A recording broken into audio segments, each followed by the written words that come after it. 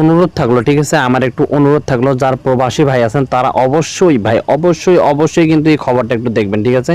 আমি প্লিজ একটু একটু জাস্ট অল্প একটু আমি দেখাইতেছি, ওকে, তারপর আমি কথা বলতেছি। অনেকের মতোই যশোর, খুলনা, কিশোরগঞ্জ, পিরোজপুর, চাঁদপুর আর ময়মনসিংহের এই যুবকদের চোখে ছিল আশা, স্বপ্ন, প্রবাসের শ্রম দিয়ে টাকা উপার্জন করে ভালো থাকবেন নিজেরা, ভালো থাকবে পরিবার। খোঁজপান বিদেশে লোক পাঠায় এমন একজনের কথা ছিল মালয়েশিয়ায় ভালো কোনো কাজ দিবেন সেই দালাল। ভাগ্যের নির্মম পরিহাস, সপ্তাহ মাস বছর শেষ হলেও বিদেশ যাওয়া হচ্ছিল না তাদের।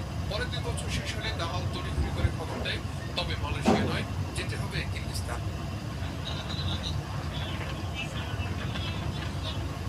অচেনা, অজানা, এমনকি নাম না জানা এই দেশটিতে এসেই বিপাকে পড়েন যুবকেরা।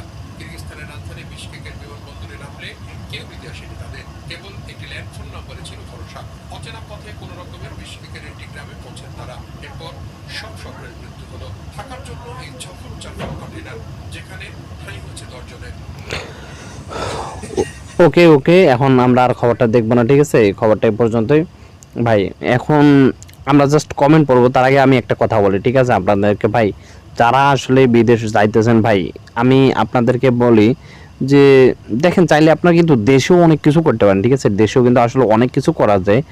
তবে আপনারা যারা চাইতেছেন যে না আমরা তারপরও যাবো, ঠিক আছে ভাই, অবশ্যই ভালো একটা সিস্টেমের মাধ্যমে যান, ঠিক আছে ভাই, আপনার এইভাবে দালালের মাধ্যমে যান না ভাই। আসলে এগুলো দেখলে না আমার খুবই খারাপ লাগে, আমি আসলে ভাই কঠিন কষ্ট লাগে, ঠিক আছে ভাই। আসলে আমরা যাই বাংলাদেশিরা বাইরে, মানে এরকম একটা ভাই আসলে মানে খুবই খারাপ লাগে ভাই, যখন আগতিক অগতিক মানুষরা করে না। আমি সত্যি কিছু আমি কিছু বলতে পারতেছি না ভাই, ঠিক আছে। তো আমরা এখন কমেন্ট সেকশনটা পড়বো, ঠিক আছে। কমেন্টে আসলে সবাই কি বলছে, ইংলিশ সাবটাইটেল সহকারে, হ্যাঁ অবশ্যই সাবটাইটেল টাইটেল সহকারে খবরটা প্রচার করা দরকার, ঠিক আছে। এইভাবে যদি সাবটাইটেল সহ প্রচার করে তাহলে আন্তর্জাতিক মিডিয়াতে যদি পেয়ে যায় এই খবরটা, তাহলে ভাই আসলে অনেকটা লাভ হবে এদের, ঠিক আছে, অনেকটাই লাভ হবে। অনেকেই কিন্তু আসলে ভাই বিষয়টা থেকে বেরিয়ে আসতে পারবে, ঠিক আছে।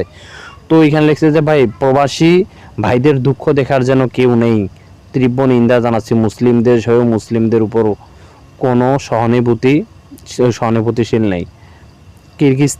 কিরগিজস্তানকে বয়কট করা হোক। ভাই আপনি খুবই সুন্দর একটা মন্তব্য করেছেন, ঠিক আছে। 269টা লাইক এখানে পড়ছে।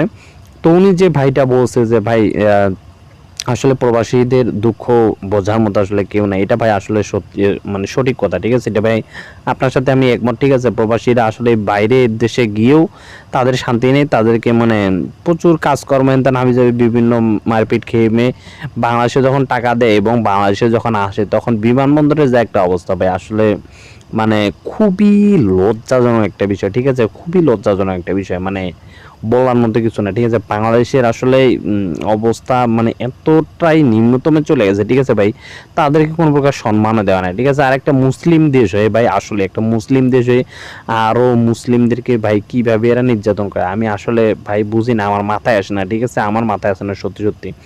তারপর কিরগিজস্তানকে বয়কট করা হোক। ভাই কয়জনই বয়কট করবে ভাই, আপনার কথা কে শুনবে বলেন, আপনার কথাটা শুনবে এটা কে বলেন আপনি?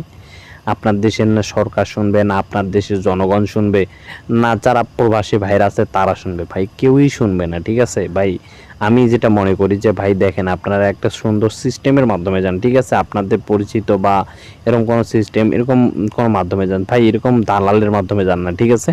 তো তাদেরকে তাড়াতাড়ি উদ্ধার করা হোক, আর যে দালালরা তাদের সর্বনাশ করেছে তাদের কঠিন শাস্তি দেওয়া হোক। পাও এই দালালগুলোরে পাবেন কে ভাই, কেমনে পাবেন আপনি বলেন ভাই? তাদেরকে যে উদ্ধার করবে ভাই, কারা উদ্ধার করবে ভাই? আপনার দেশের সরকার উদ্ধার করবে? আপনার দেশের কোনো মানুষ তাকে গিয়ে উদ্ধার করবে ভাই? কেউই যাবে না, ঠিক আছে। আমি আপনাকে বলি ভাই, কেউই যাবে না, ঠিক আছে ভাই। নিজের কোথায় আছে না ভাই, নিজের খেয়ে বনের বাঘ তারা, ও অন্যের ইয়া গুন গাওয়া না কি যেন একটা কথা আছে, ঠিক আছে ভাই। নিজের খেয়ে কেউ যায় না, ঠিক আছে, কেউই যায় না ভাই। এই সর্বোচ্চ গেলেই এতটুকুই প্রতিবাদ, এই পর্যন্তই, ঠিক আছে ভাই। তারপর এখন আল্লাহ পাক ভালো জানে ভাই, অনেকেই আবার মন মানসিকতা খুবই ভালো, উদ্ধার করতে পারে, ঠিক আছে।